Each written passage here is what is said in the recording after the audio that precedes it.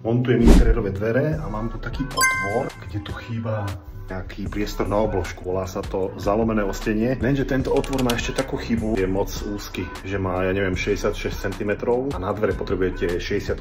To znamená, že musím tu zapírovať takéto kapsičky. Najprv ja mám to kotúčom, potom to budem sekať, aby, keď mi tu vôjde tá zárubňa z tejto strany, aj keď ju tu budem dopírovať, nevychádzal mi tu úplne taký maličký kyptík.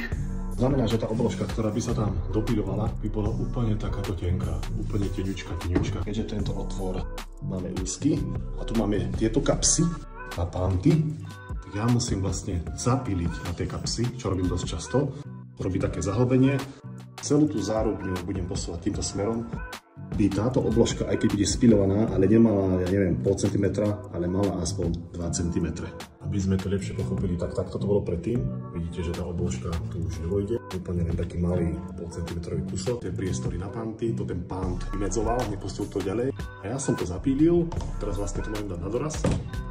A tu konečne máme aspoň ako takú obložku.